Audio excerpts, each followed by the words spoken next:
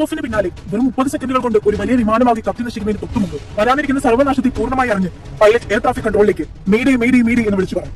സകല ശ്രദ്ധയും ആ കോളിലേക്ക് തിരിയുന്നതിനിടെ വിമാനത്തെക്കുറിച്ചുള്ള വിവരങ്ങൾ ദ്രുതവേഗത്തിൽ ATC ശേഖരിക്കാൻ ശ്രമിക്കുന്നതിനിടെ നിമിഷങ്ങൾ കൊണ്ട് രാജ്യത്തെ നടുക്കിയ ദുരന്തമുണ്ടായി. എയർ ഇന്ത്യ വിമാനം ഒരു തീഗോളമായി 241 ജീവനുകൾ പൊലിഞ്ഞു. വിമാനം അഹമ്മദാബാദിലെ BJ മെഡിക്കൽ കോളേജ് ഹോസ്റ്റൽ മെസ്സിൽ തകർന്നമർന്നു. അപകടത്തിന് തൊട്ടുമുമ്പ് പാനിക്കായ വേളയിൽ വിമാനത്തിന്റെ പൈലറ്റ് വിളിച്ചു പറഞ്ഞ മേഡേ എന്ന വാക്കിന്റെ അർത്ഥം എന്തായിരുന്നു പരിശോധിക്കും.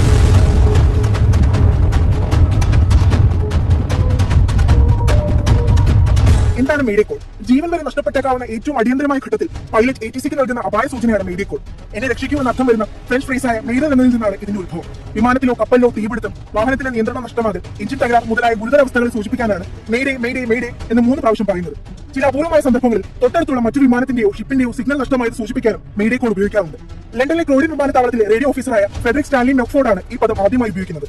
കുറഞ്ഞ വാക്കുകളിൽ വളരെ എളുപ്പത്തിൽ മനസ്സിലാകുന്ന അപായ മുന്നറിയിപ്പായി 1927 മുതൽ radio communication for pilots and mariners ഇത് അംഗീകരിച്ചു തുടങ്ങി. എത്ര ബഹളമയമായ അന്തരീക്ഷത്തിലും സിഗ്നൽ മുറിഞ്ഞു പോകുന്ന അവസ്ഥയിലും പെട്ടെന്ന് പറയാനും കേൾക്കാനും ശ്രദ്ധിക്കപ്പെടാനും സാധിക്കുന്ന വാക്കായതിനാലാണ് ഇത് ആഗോളതലത്തിൽ തന്നെ അപായ സൂചനയായി അംഗീകരിക്കപ്പെട്ടിരിക്കുന്നത്. മേഡേ കോൾ പ്രവർത്തിക്കുന്നത് എങ്ങനെ? പൈലറ്റിൽ നിന്ന് മേഡേ കോൾ ലഭിച്ചാൽ ATC ആദ്യം ചെയ്യേണ്ടത് ആ കോളിന് ആ വിമാനത്തിന് മുൻഗണന നൽകുക എന്നതാണ്. ആവശ്യമില്ലാത്ത മറ്റെല്ലാ റേഡിയോ ട്രാഫിക്കും നിർത്തണം. അതീവ ശ്രദ്ധയോടെ സാഹചര്യങ്ങൾ നിരീക്ഷിക്കാൻ സന്നദ്ധമായ ATCക്ക് പൈലറ്റ് കോൾ സൈൻ, ലൊക്കേഷൻ, വിമാനത്തിന്റെ തകരാറിനെ കുറിച്ചുള്ള വിവരങ്ങൾ, വിമാനത്തിലെ യാത്രക്കാരുടെ പ്രാഥമിക വിവരങ്ങൾ എന്നിവ നൽകണം. ഇത് പ്രകാരം റെസ്ക്യൂ ടീമിന് അതിവേഗത്തിൽ ഇടപെടൽ നടത്താനാകും. എന്നാൽ ഇന്ന് അപകടത്തിൽപ്പെട്ട എയർ ഇന്ത്യ B787 വിമാനം പൈലറ്റിന്റെ മേഡേ കോളിന് ശേഷം നിമിഷങ്ങൾക്കകം അപകടത്തിൽപ്പെടുകയായിരുന്നു.